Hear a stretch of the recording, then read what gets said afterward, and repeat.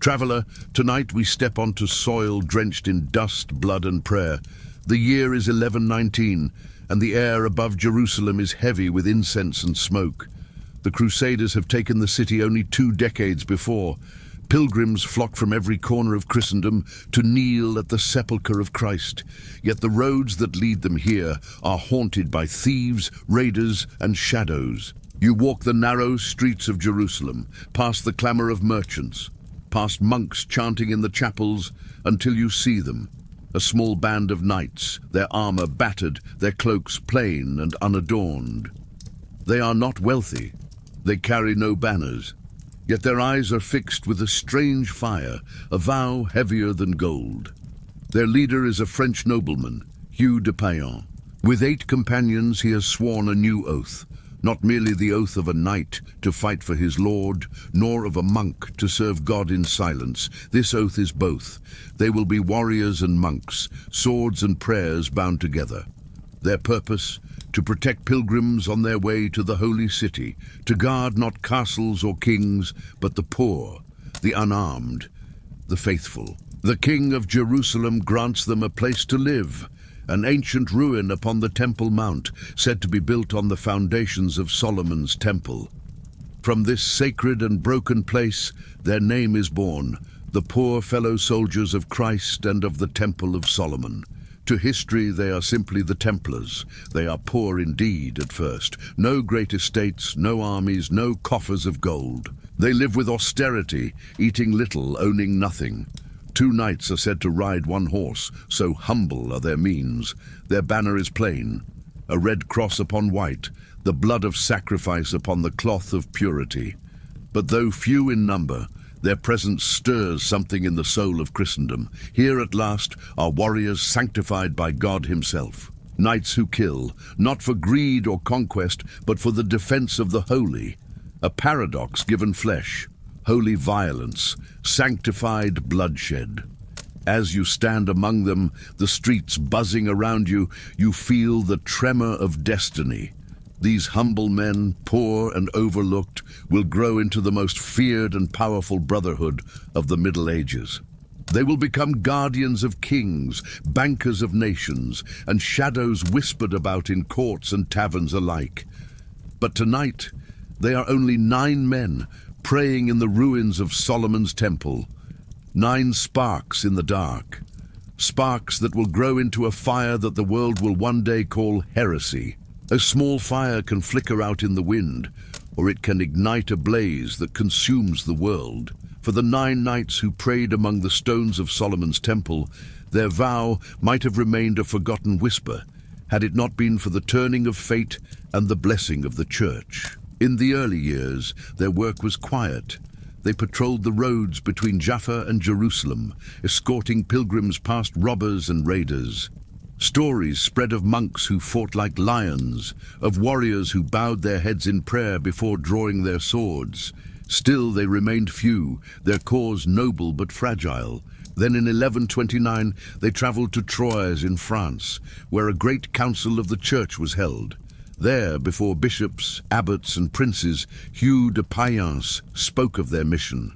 Their words found a powerful champion, Bernard of Clairvaux, the fiery Cistercian abbot, one of the most influential voices of Christendom. Bernard saw in them the perfect embodiment of holy war, a union of spiritual devotion and martial strength. At his urging, the church recognized the Templars officially.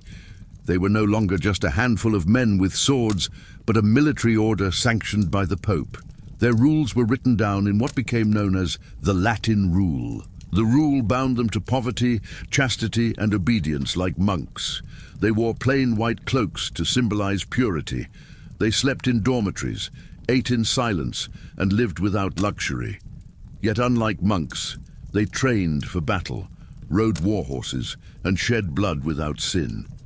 For them, to die on the battlefield was not failure. It was martyrdom, a direct road to paradise. Bernard himself would write their praise in his treatise In Praise of the New Knighthood, describing them as fearless before men, merciful to Christians, but pitiless to infidels. To fight for Christ, he said, was to serve both God and justice.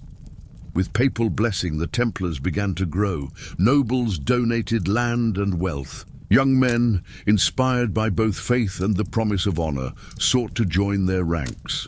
From the ruins of the temple, the order began to spread across Europe, building commanderies, recruiting knights, and weaving themselves into the very fabric of Christendom. From this moment forward, they were no longer poor, no longer obscure.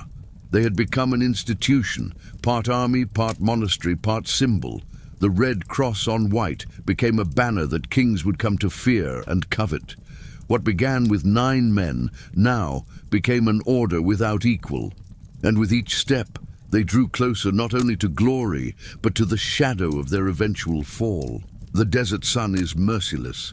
It glares down upon helmets and steel, upon shields painted with the red cross. Dust rises as hooves thunder. The air smells of sweat, of leather, of iron sharpened for the kill. Before you, the Knights Templar form their line. Not scattered men, but a wall of faith and steel. To the world of the 12th century, the Templars were unlike any other soldiers. They fought not for pay, not for plunder, not even for kings. They fought, they said, for God himself. And that belief made them both feared and relentless. The rule of the order demanded strict discipline. No knight could retreat unless outnumbered 3 to 1.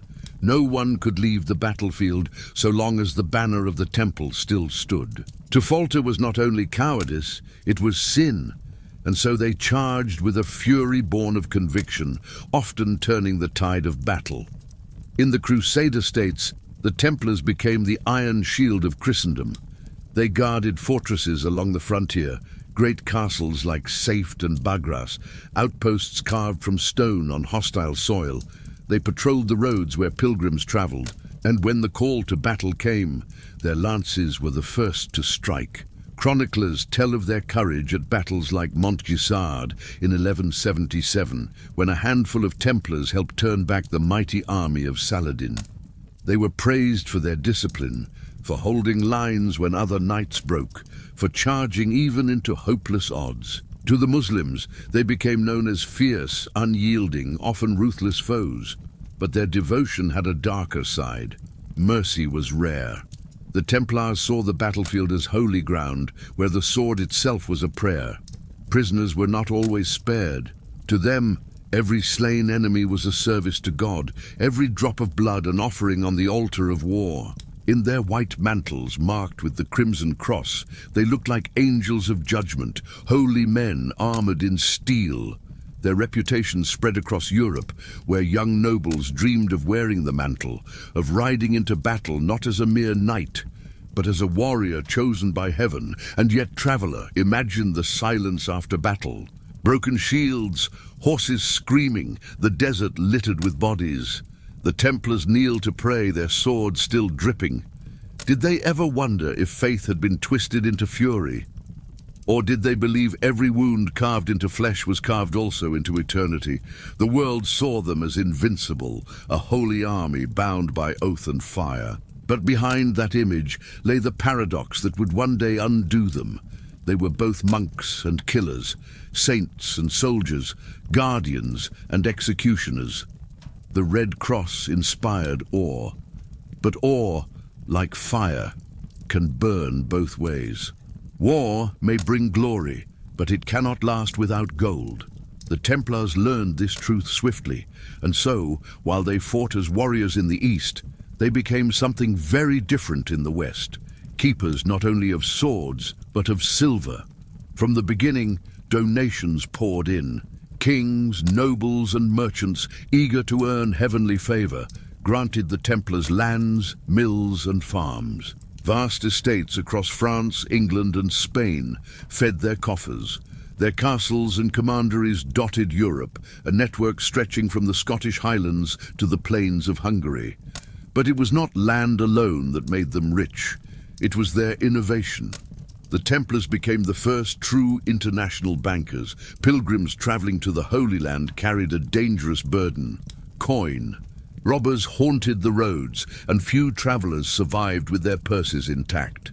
The Templars solved this with a system of credit centuries ahead of its time. A pilgrim could deposit money at a Templar house in Paris, receiving a written note. With that note, he could journey across seas and deserts, and in Jerusalem the Templars would honor it with the same value. Safer than carrying gold, and backed by the most trusted warriors of Christendom, the system flourished. In time, kings themselves relied on it. The Templars loaned money to monarchs, funded crusades, and managed treasuries. They built a financial empire hidden beneath their armor. Their headquarters in Paris, the Temple, became not only a fortress, but a bank filled with chests of coin and ledgers of debts. And with wealth came power. They paid no taxes, answered only to the Pope, and controlled resources across continents. Their farms fed armies. Their ports carried goods. Their treasure vaults held secrets that even kings could not pry open. It is said that the French crown itself grew dependent on Templar credit. Pilgrimages, wars, and even royal weddings were financed by the warrior monks. The paradox deepened. Men sworn to poverty commanded fortunes beyond imagining. Their white mantles may have proclaimed humility, but beneath the cloth lay the machinery of an empire, and envy began to stir. For what king could tolerate soldiers richer than he? What noble could trust monks who commanded armies of both men and money? Traveler, imagine it. The same hand that raised the sword also held the purse. The Templars were no longer only defenders of the faith.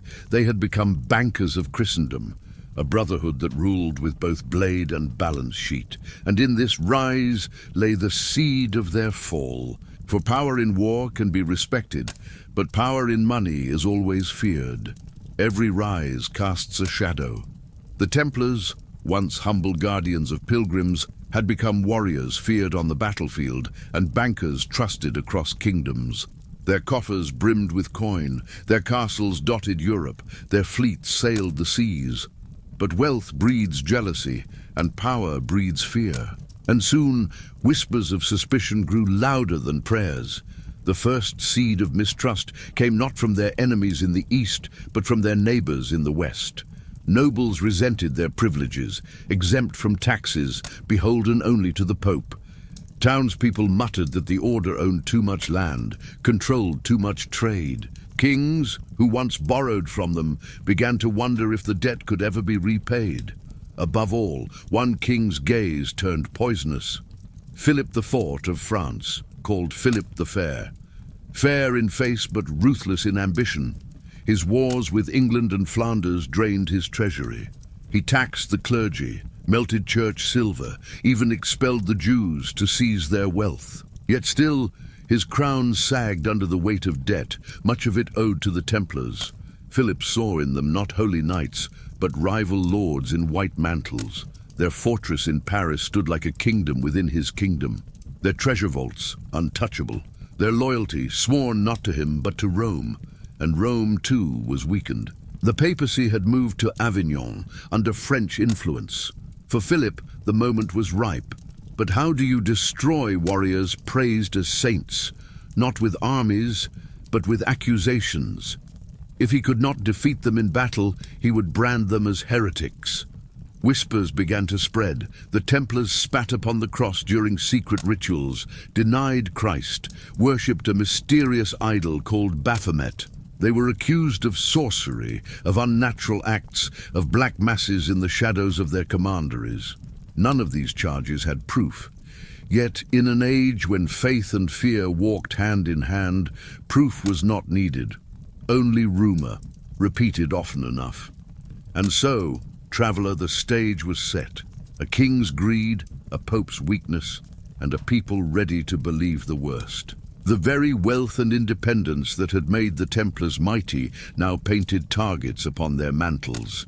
For when power grows too great, even holiness cannot protect you, and when envy sharpens its knives, saints can be made into devils with a single whisper.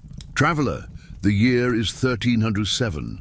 Autumn has settled over France, cool winds stirring the banners above Paris. But beneath the calm of the season, a storm is about to break, one that will end centuries of Templar power in a single, ruthless stroke. It is Friday, October 13th, a date that still whispers in superstition. At dawn, by order of King Philip IV, royal officers sweep across France. Doors crash open, boots thunder on stone floors. From castles to farms, from Paris to the provinces, the Templars are seized. The charges are read aloud: heresy, blasphemy, corruption. They are accused of spitting upon the cross, of denying Christ, of worshipping the idol Baphomet. They are accused of obscene rituals, of secret sins too vile to name. To the faithful, the shock is immeasurable. Knights once called holy are branded as devils. The arrests number in the hundreds. Their Paris fortress is taken, their treasuries seized by the crown. Philip, drowning in debt, has found his solution. But accusations alone are not enough. Confessions must be made, and so the torture begins. The rack stretches limbs until joints split. The strappado wrenches shoulders from their sockets. Fire singes flesh, iron burns skin, and under agony men say what they must to make the pain stop. Yes, they spit on the cross. Yes, they denied Christ. Yes, they worshipped idols. Each confession, torn from broken bodies, feeds the fire of accusation. Yet many later recant, declaring their innocence once the torture ends. But their words are ignored. The trials are not meant to discover truth, but to justify the king's greed and the church's silence. For Pope Clement V, caught between loyalty to the knights and fear of the French crown, chooses compromise.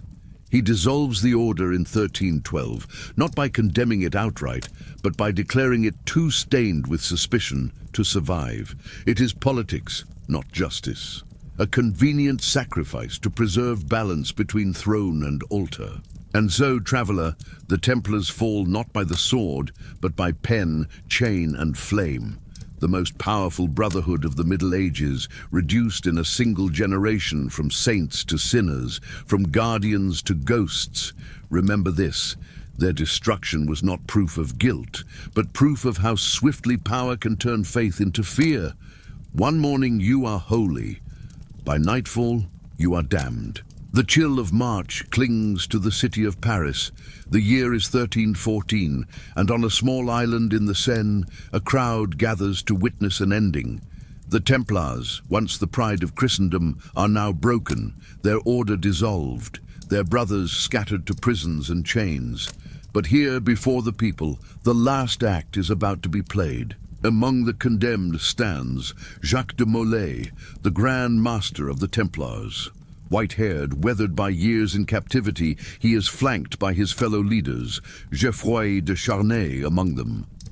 For 7 long years, they have endured interrogation, humiliation, and torture. At first, confessions were torn from them, but now, before the crowd, they speak again, and their words are very different. They withdraw their confessions. They declare the order innocent. They call their trials lies, their accusations slanders. The crowd stirs. Even the royal officials shift uneasily, for these men have nothing left to lose, and their defiance cuts sharper than any blade. King Philip IV, furious, orders their immediate execution. No more trials, no more delays. And so, that evening, great pyres are built upon the river island. As the flames crackle to life, de Molay is bound to the stake. Witnesses say he faced death with calm, refusing blindfold, praying aloud as the fire climbed his body. His voice carried across the Seine, not in screams, but in a final curse. According to legend, he summoned his enemies to judgment before God. Within a year, both Pope Clement V and King Philip IV were dead. To many it seemed proof that the Templars' innocence had been avenged, their Grand Master's curse echoing from the flames. The pyres burned out, but their smoke lingered in memory. Paris, the heart of the kingdom, had watched holy warriors die as heretics. To some it was justice, to others a stain that would never wash clean. The Templars were gone, but not forgotten. For fire does not only consume, it also leaves embers. And those embers would glow for centuries, feeding legends of curses, secrets, and treasures hidden beyond the reach of kings. When the fires of Paris turned the last Templar masters to ash, many believed the story was finished, but legends are not so easily silenced. In the smoke that drifted over the Seine, whispers began to spread, whispers that the Templars were not truly gone. Some said that treasure from the temple in Paris had vanished before the arrests. Gold, relics, even the Holy Grail itself, spirited away by loyal brothers who escaped the king's grasp. In England, in Scotland, in Portugal, rumors told of Templars blending into the shadows, disguising themselves, waiting for the day they might rise again. Others believed the order transformed rather than perished. They spoke of secret brotherhoods, carrying on the Templar rites, passing knowledge from one generation to the next. Centuries later, when Freemasonry emerged, many were quick to claim a link, that behind the symbols of the Mason, S square and compass lay the red cross of the temple. Historians argue, but the legends endure. In Portugal, the Templars did not vanish at all. King Denis, unwilling to lose their skill and wealth, simply rebranded them as the Order of Christ. Under this banner, they continued their work, and centuries later, their cross adorned the sails of explorers like Vasco da Gama and Christopher Columbus. In a sense, the Templars discovered the New World. But beyond fact lies myth. Some say the Templars guarded the Ark of the Covenant, hidden deep beneath Solomon's temple. Others believe they uncovered secret knowledge in Jerusalem, wisdom too dangerous for kings and popes. Stories tell of them sailing to distant lands, hiding relics beneath cathedrals, or protecting a bloodline that stretched back to Christ himself. These tales grew because people wanted them to grow. The Templars had become more than men. They were symbols. To some, martyrs of justice. To others, keepers of forbidden truths. The more secretive they became, the more power legend gave them. And so, even today, their shadow lingers. In novels and films, in conspiracy theories and whispered societies, the Templars live on. The men were burned, but the myth endured. For fire can destroy flesh, but not the stories men tell to make sense of loss and power. When the Templars marched beneath the Red Cross, they believed they were serving God alone. Yet their mark upon history outlived their prayers, their swords, even their order itself. Their legacy is written not only in chronicles, but in the very shape of our world. First, their military model. The Templars were among the earliest true professional soldiers of Europe, disciplined, uniformed, bound by strict rules of conduct. Their example inspired later orders, like the Hospitallers and the Teutonic Knights, and even echoes faintly in the standing armies that replaced medieval levies. The idea that men could be soldiers of a cause, not merely of a lord, began with them. Second, their financial system. With their network of commanderies and their innovations in credit, the Templars laid the foundation for international banking.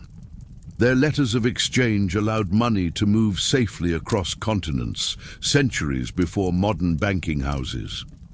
Pilgrims and kings alike trusted their system. Though their order was destroyed, the idea of a secure, transferable note of credit lived on and became part of the fabric of global commerce. Third, their symbolism. The red cross on white, the image of the knight monk, the paradox of sword and scripture, it all burned itself into the imagination of Europe. To this day, that cross still stirs emotions, appearing in heraldry, in fiction, even in modern movements that claim descent from the Templar name. Their fall also left a political lesson carved deep into memory, that even the mightiest order can be undone when wealth and independence threaten kings. The destruction of the Templars revealed the ruthless power of monarchs and the fragility of papal authority. It showed how easily faith could be weaponized and how accusations of heresy could be a mask for politics and greed. And then there is their cultural afterlife. From medieval whispers to modern novels, from conspiracy theories to blockbuster films, the Templars have become a canvas for our fears and fascinations.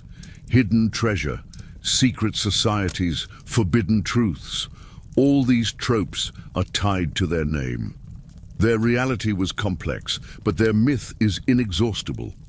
Traveler, their legacy is contradiction. Warriors of God who became bankers of kings. Defenders of pilgrims who became accused heretics. Saints who became symbols of secrecy and power. And perhaps that is why they endure in our minds, because the Templars reflect the paradox of humanity itself, our hunger for faith, for power, for mystery, always bound together in uneasy balance. When the Templars marched beneath the Red Cross, they believed they were serving God alone. Yet their mark upon history outlived their prayers, their swords, even their order itself. Their legacy is written not only in chronicles, but in the very shape of our world. First, their military model. The Templars were among the earliest true professional soldiers of Europe, disciplined, uniformed, bound by strict rules of conduct. Their example inspired later orders, like the Hospitallers and the Teutonic Knights, and even echoes faintly in the standing armies that replaced medieval levies. The idea that men could be soldiers of a cause, not merely of a lord, began with them. Second, their financial system. With their network of commanderies and their innovations in credit, the Templars laid the foundation for international banking. Their letters of exchange allowed money to move safely across continents, centuries before modern banking houses. Pilgrims and kings alike trusted their system. Though their order was destroyed, the idea of a secure, transferable note of credit lived on and became part of the fabric of global commerce. Third, their symbolism, the red cross on white, the image of the night monk, the paradox of sword and scripture, it all burned itself into the imagination of Europe. To this day, that cross still stirs emotions, appearing in heraldry, in fiction, even in modern movements that claim descent from the Templar name. Their fall also left a political lesson carved deep into memory, that even the mightiest order can be undone when wealth and independence threaten kings. The destruction of the Templars revealed the ruthless power of monarchs and the fragility of papal authority. It showed how easily faith could be weaponized and how accusations of heresy could be a mask for politics and greed. And then there is their cultural afterlife. From medieval whispers to modern novels, from conspiracy theories to blockbuster films, the Templars have become a canvas for our fears and fascinations. Hidden treasure, secret societies, forbidden truths, all these tropes are tied to their name. Their reality was complex, but their myth is inexhaustible. Traveler, their legacy is contradiction. Warriors of God who became bankers of kings, defenders of pilgrims who became accused heretics, saints who became symbols of secrecy and power. And perhaps that is why they endure in our minds, because the Templars reflect the paradox of humanity itself, our hunger for faith, for power, for mystery, always bound together in uneasy balance. The firelight fades, and the echoes of hooves and hymns grow quiet. The Templars are gone, scattered as ash, erased from parchment, their fortresses crumbling into ruin. Yet their shadow lingers, long and heavy across the centuries. They began as 9 poor knights, with nothing but faith and steel. They rose to become guardians of kingdoms, bankers of nations, symbols of fear and reverence. And they fell not by sword, but by whispers, chains, and flames. What then do we learn from their story? That power sanctified by faith can become unstoppable. That wealth, when hidden beneath vows of poverty, breeds envy more dangerous than any enemy. That even those who see themselves as holy can be turned into heretics when kings demand it. The Templars remind us that history is not clean. Saints and sinners, warriors and bankers, martyrs and villains, they were all of these at once. And perhaps that is why their story endures. Because in their rise and fall, we see reflected the contradictions within ourselves, our hunger for belief, our craving for wealth, our fear of betrayal, our longing for immortality. Close your eyes, traveler, and imagine walking through the ruins of a Templar commandery. The halls are empty now, the chapel silent. Yet if you listen, perhaps you still hear the echo of boots striking stone, the murmur of Latin prayers, the clash of steel in training yards. Perhaps you feel the weight of secrets buried deeper than treasure. The Templars are gone, yet they remain. In our stories, in our symbols, in the way we whisper their name whenever we speak of mystery and forbidden power. Thank you, traveler, for walking with me through their tale. From holy warriors to condemned heretics, from flesh and bone to smoke and legend. Tell me in the comments, where are you listening from tonight and what time is it for you? And tell me too, do you believe the Templars were guilty of the charges, or were they only victims of a king's greed? Until another midnight, rest well, and beware the shadows that power leaves behind.